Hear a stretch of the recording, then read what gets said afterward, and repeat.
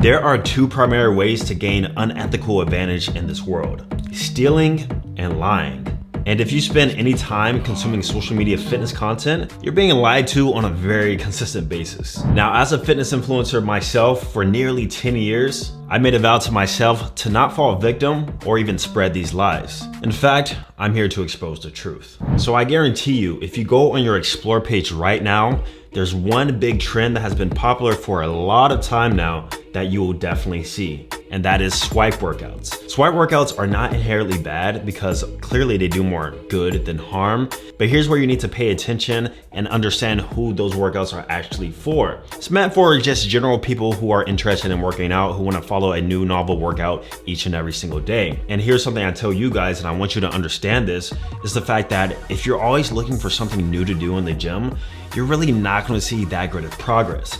See, there's a difference between working out and training. Posting swipe workouts are literally just workouts for people to consume and do in an unorganized fashion. Having a routine that is set around your goals and what you want to accomplish is called training. Training will actually get you more results than going to the gym and working out. Like I said, swipe workouts aren't bad. It's giving people a little variation, and it's probably motivating some people to go to the gym. You know, just an average standard person who has never touched a weight or done a push-up in their life, fine, I get it. But once you make it past that beginner stage and you're like an intermediate to advanced now, you need to be on a routine and you need to stop following these swipe workouts, because that's how you get stuck in the trap of always trying to find a new swipe workout to do. Now, let's be real, swipe workouts get boring. So another thing that fitness influencers tend to do, and I laugh every time I see this, is the fact that they'll make up these crazy variation of exercises just for novelty. Because when you think about it, working out is very simple. It's pretty much variations of all the same basic movements: squats, horizontal pulling and pressing, and vertical pushing and pressing. Now, once you've done a swipe workout for, I don't know, years at a time,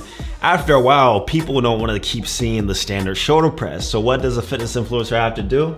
They gotta spice it up. They gotta add in a one-sided shoulder press, up to a squat, up to a lunge, then do a backflip. Like, honestly, after some time, it gets pretty crazy. And what I've noticed is that they'll just overcomplicate the basic exercises just to appeal to more people and to gather more attention on themselves. Which, once again, just like having an actual workout routine, you're gonna see the most progress whenever you just keep it simple to the basic movements that you wanna progress better at. And then I promise you, if you get better at the basic ones, doing all these novel, advanced, crazy variation of exercises will actually be pretty easy for you. Hence why the fitness influencer themselves is doing it too. It's because they gotten so good at the other stuff, now they're just doing this other stuff for fun. Now, in the last video, I mentioned how social media kind of changes people's perception of how lean they should be year round. And that's bad because people don't realize in order to see some optimal muscle building progress, you might have to be in a slight fluffy state just for a little bit. I'm not saying you're gonna have to get overweight or fat, but you're not gonna have ripped, shredded six-pack abs year round like a fitness influencer. They're showing that to you because as an influencer, your business and your notoriety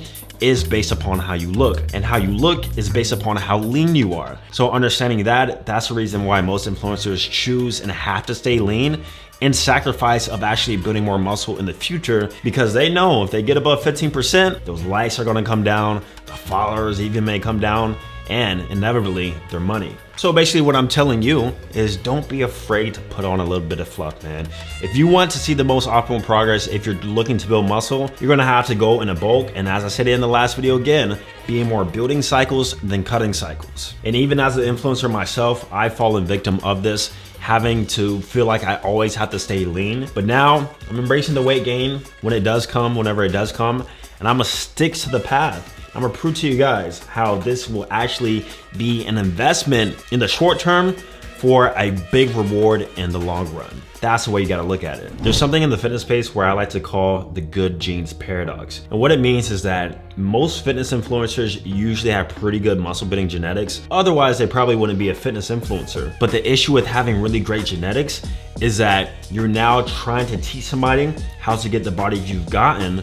But the truth is, you don't really know how you got that body because you have good genetics. I haven't only seen this with muscle building genetics, but I'm talking about even calisthenics too. Guys who learned the planche, the front lever within just a few weeks or a few months and now they're trying to teach how they learned it. But the truth is, you could have done anything and you still would have gotten the movement. So that's where you gotta kind of decipher. Does this influencer just have good genes? Or does he have good genes and he knows what he's talking about, and he knows how to implement that knowledge into other people so that they can now see transformations? If it's somebody who got the results really fast to them and they don't know how they gotten it, then in my opinion, that's a red flag. Now let's be real here. What makes a good fitness influencer? Is it the fact that they have good genes? Or is it their knowledge? And unfortunately, to the average person, it does go based upon your looks more so than knowledge. If somebody has great muscle building knowledge, but they look like shit, truth is, nobody's gonna listen to them. So with that being said, it's kind of skewed how information is being transferred, with the whole idea of bro science versus the science muscle building community. These science-based guys usually don't look the greatest. Like, let's be real, the science-based muscle building guys, they usually don't look the best in terms of their body. But the bro science guys, they always tend to look the best. And it's not because their knowledge is good, it's because just their genetics. They just go in the gym, train hard, they follow the basic foundational stuff of what it takes to see results, and they don't overcomplicate it. Now, my approach, what I like to do is I like to fall somewhere in the middle. I do believe in some aspects of bro science because I've seen it work in my own personal life. But at the same time, I do take a look at these studies. I do take a look at some of these science-based fitness guys, and I'll apply some of their concepts to my training. And keep in mind, my genes aren't too bad either. So now, what is the best way to consume fitness content? Because this whole time it sounds like I'm just complaining, but that's not the case.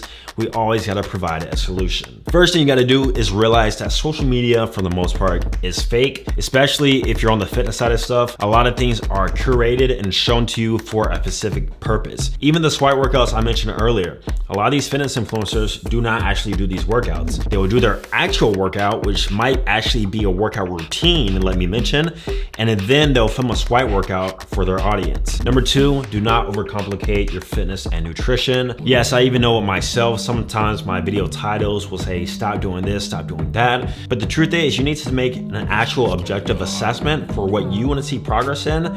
Then from there, keep it simple. And as long as you're personally seeing progress and can adhere to whatever routine that you're doing long-term, then that's good enough. Number three, use it as a source of motivation, not comparison. Here's the truth. Comparison is a thief of joy. I'm sure you probably heard that before too. So with that being said, follow people and look at them to aspire to be like them, not to directly compare yourself to them and your progress. Because a lot of these people have really good genes. So you trying to compare yourself to somebody who has top tier genetics will usually bring you in a state of depression and comparison and anxiety, and just overall it's not good. So only use it as a source of motivation. All in all, I believe fitness influencers are a positive thing to the world and society. Fitness has definitely grown to be the most popular it's ever been in the history of time, and that's partly due because of the content that is being shared. However, like I said, just be sure to read between the lines of a lot of stuff and do what's best for you.